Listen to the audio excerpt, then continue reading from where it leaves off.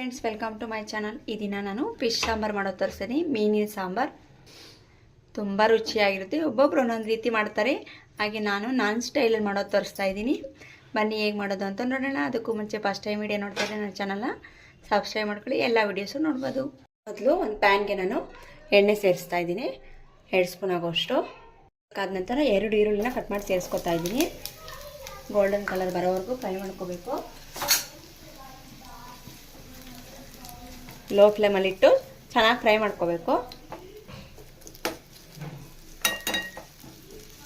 ಈರುಳ್ಳಿ ಚೆನ್ನಾಗಿ ಫ್ರೈ ಆದ ನಂತರ ನಾನಿಲ್ಲಿ 1.5 ಬೆಳ್ಳುಳ್ಳಿನ ಸೇರಿಸ್ತಾ ಇದ್ದೀನಿ, ಬಿಡಿಸಿ.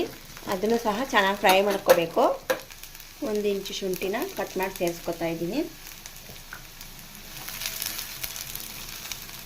ನಂತರ ಇದಕ್ಕೆ ನಾನಿಲ್ಲಿ 2 ಟೊಮೊಟೊನ ಸೇರಿಸ್ಕೊತಾ ಇದ್ದೀನಿ, ಕಟ್ ಮಾಡಿ.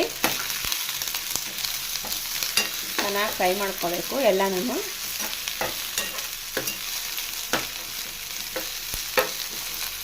ನೋಡಿ, ಇದು ಫ್ರೈ ಆಗಿದೆ ಚೆನ್ನಾಗಿ. ಈಗ ಇದು ತಣ್ಣಗಾದ ನಂತರ ಮಿಕ್ಸಿಗೆ ಹಾಕ್ಕೋಬೇಕು. ಮಿಕ್ಸಿ ಜಾರಿಗೆ ಫ್ರೈ ಮಾಡಿರೋದನ್ನ ಸೇರಿಸ್ಕೊತಾ ಇದ್ದೀನಿ. ಇದಕ್ಕೆ ತೆಂಗಿನಕಾಯಿ ತುರಿ ಸೇರಿಸ್ತಾ ಇದ್ದೀನಿ, ಒಂದು ಅರ್ಧ ಹಿಡಿ ಆಗೋಷ್ಟು. ಥರ 1 ಚಕ್ಕೆ ಮತ್ತು 2 ಲವಂಗ ಸೇರಿಸ್ತಾ ಇದ್ದೀನಿ. ಸ್ವಲ್ಪ ಹಸಿ ಈರುಳ್ಳಿ ಸೇರಿಸ್ತಾ ಇದ್ದೀನಿ. ನಾನಿಲ್ಲಿ ಸಾಂಬಾರು ಈರುಳ್ಳಿ ಯಾವುದಾದ್ರೂ ಸೇರಿಸ್ಕೋಬೋದು. 1 ಸ್ಪೂನ್ ಜೀರಿಗೆ ಸೇರಿಸ್ತಾ ಇದ್ದೀನಿ.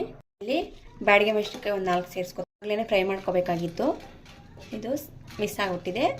ಇದನ್ನು ಎಣ್ಣೆಯಲ್ಲಿ ಫ್ರೈ ಮಾಡ್ಕೋಬೇಕು.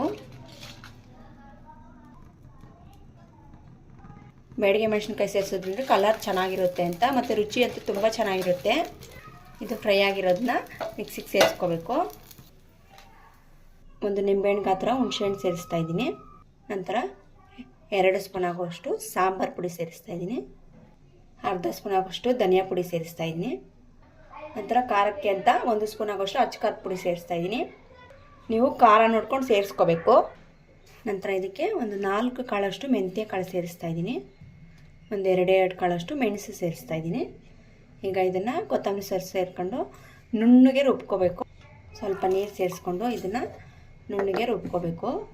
ಈಗ ಒಂದು ಪಾತ್ರೆಗೆ ಎಣ್ಣೆ ಸೇರಿಸ್ತಾ ಇದ್ದೀನಿ.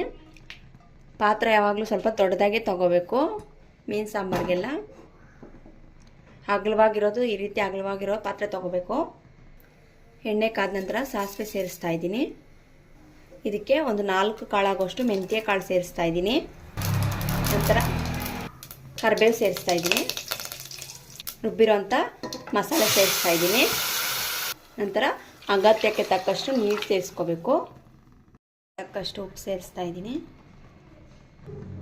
ಸಾಂಬಾರು ಚೆನ್ನಾಗಿ ಕುದಿಬೇಕು.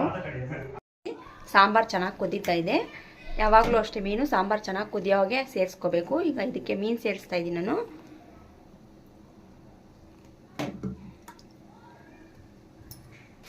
ಇದನ್ನು ಒಂದು 5 ನಿಮಿಷ ಕುದಿಸ್ಕೋಬೇಕು. ಸಾಂಬಾರು ಮೀನು ಬೇಗನೆ ಬೇಯುತ್ತೆ. ಜಾಸ್ತಿ ಹೊತ್ತೆಲ್ಲ ಈ ರೀತಿ ಎಲ್ಲ ಮಿಕ್ಸ್ ಮಾಡ್ತಾ ಇರಬಾರ್ದು.